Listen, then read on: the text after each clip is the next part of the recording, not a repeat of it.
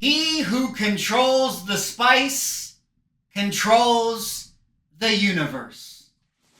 Lisan al-Gaib! Lisan al-Gaib! The sleeper has awakened. Ladies and gentlemen, welcome back to another video with Swaggle. And in this one, we got ourselves a unboxing to do here on the YouTube channel. An unboxing wrapped under the umbrella of how I manipulated the market. That is right. I am a market manipulator. Okay, I'm not really a market manipulator, but I'm using this extreme example to prove a point. In so much as to say, market manipulating is really not that difficult. And I, in a way, kind of did a thing that everybody, okay, not everybody, but a lot of people do. And in this video, I'm going to hit you with the truth bomb, which is to say that collectors have their favorite books and they will do whatever it takes to protect them. But of course, before I get into it, if you guys could like, comment, subscribe, I appreciate it. Helps for the channel doing those things. But let us get into this unboxing here today. Now, I've already been transparent with you guys. You guys know that I'm a pre-unboxer when it comes to my unboxing videos. I'm sorry, fourth wall has been broken. But yes, I already opened it, which is a better viewing experience for you guys because, you know, hurry up, Swag. Get to the good stuff. Show me the book already. Okay, it's already here. I don't have to go through all the tape. Can we talk about something for a second? A little bit of a pause here, okay? Comic Link. You guys are great. Shout out to Comic Link. Love buying from you. But this, peanuts? Come on. What are we doing? What are we doing with all the people? What am I going to do with all this? It's like, it just is everywhere now. It's everywhere. Comic shippers don't let other comic shippers use peanuts.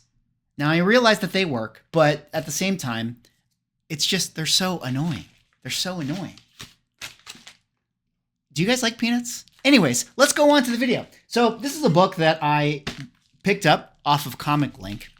And the reason why I bought it is because I already own another copy.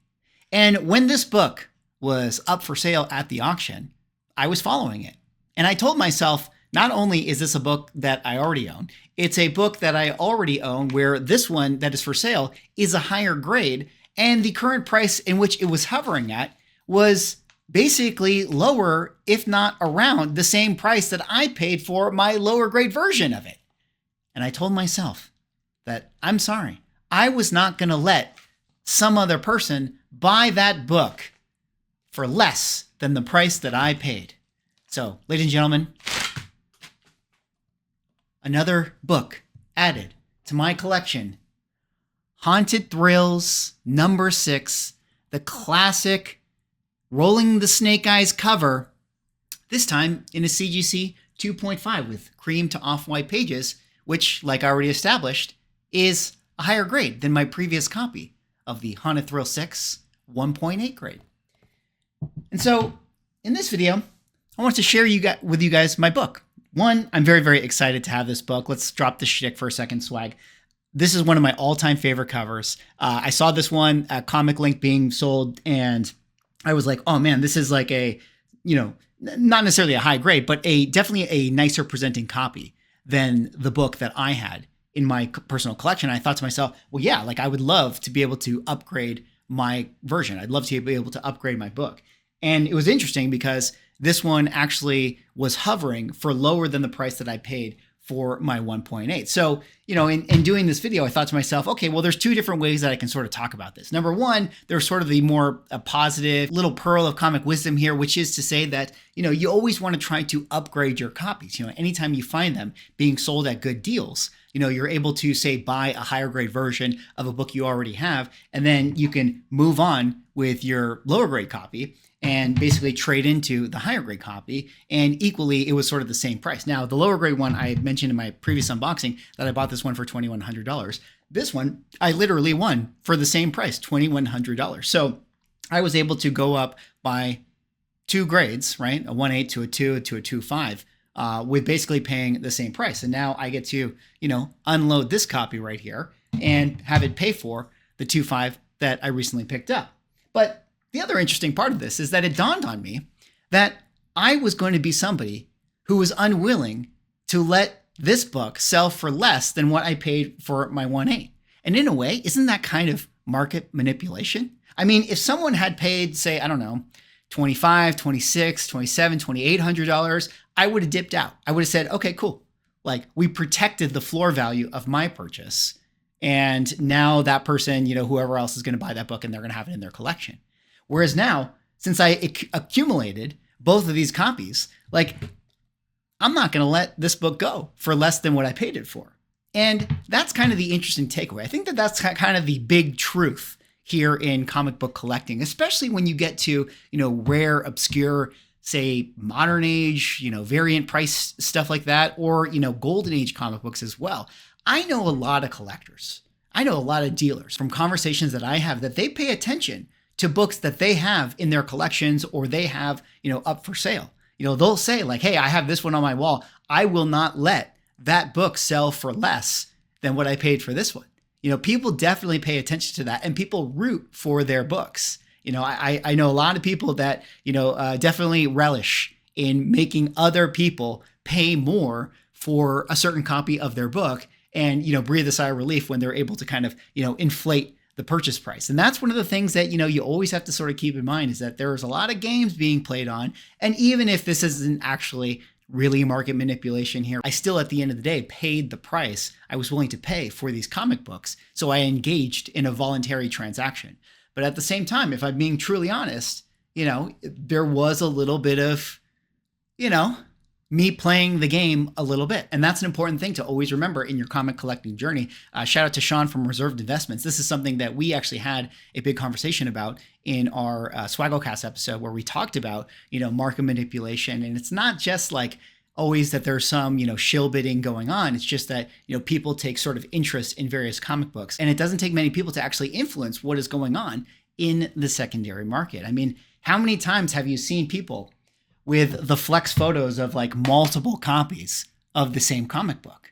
On the one hand, there's nothing wrong with buying multiple copies of the same comic book. But on the other hand, there's a little bit of an element of them protecting their own investment. And that's kind of what I did with my purchase. Although, if I'm being really honest, I just really wanted to upgrade my copy and get a higher grade. So this is basically one way to do it. I'm just sort of using this as an interesting thing to bring up in terms of our conversation. But the question is this now.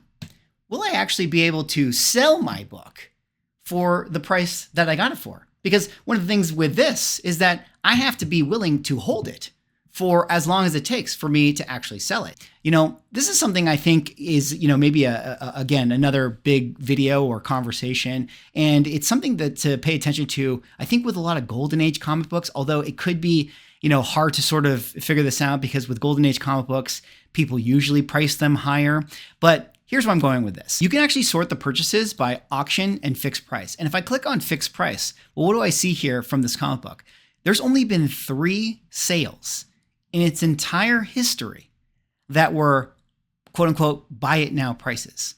2 of them actually have a slash price through them. So 2 of them were offers on their buy it now prices. Whereas if I go to the auctions, well, this is a book that it doesn't necessarily go up for sale a lot, but it definitely goes up for sale a few times a year. And most of the sales for this comic book always come via auction. Now, I realize there's a lot of things to unpack there. Of course, we're only talking about recorded sales. Maybe this book has, traded hands in private sales or on Instagram consignment pages or, through dealers at comic book shows and things like that. But, that's always one of the risks is that there's not probably a ton of people that are looking to buy this book straight away. I think more people who buy this book are the ones that happen to see it, come up for auction and they think to themselves, oh, that's a cool book. Maybe I'll pick it up if the price seems good. So even though I'm trying to protect the floor value of my initial purchase, I might not have as easy of a time to actually sell my copy and get the same price because, how many people are actually looking for this type of book? Although we are entering October, and you guys know what that means. It is pre-code horror, Bronze Age horror, spooky season. Everyone is going to be having the horror book sales very, very soon. You know, here, Heritage Auction next month has a big Halloween pre-code horror sale. And there is an element of seasonality that always comes in the comic book market when we have Halloween roll around. Everybody is going to be posting their horror books. Everybody is going to be looking to cash in and get sales on their, Bronze Age horror or whatever the case is. And in this window, people always pay a premium for these type of books, which is why I am so excited to actually have been able to pick this one up here in the month of September, before the true FOMO for Halloween begins. Anyways, that's all I got for this one. That was me showing off my new book, Haunted Thrills, number 6, upgrading my copy. Again, I'm being tongue-in-cheek, talking about me manipulating the market, but, I think that there's something to this. I think there's an interesting discussion to be had there, in terms of, people who are cornering the market, controlling the spice for their books in order to protect the floor values of their copies. Or on the other end of it, it's always good to sort of upgrade your copies. If you can find books being sold at good deals where the price you paid for one book is the same price you paid for the other, and then you get to, get a higher grade and move on with your previous copy and have it pay for itself.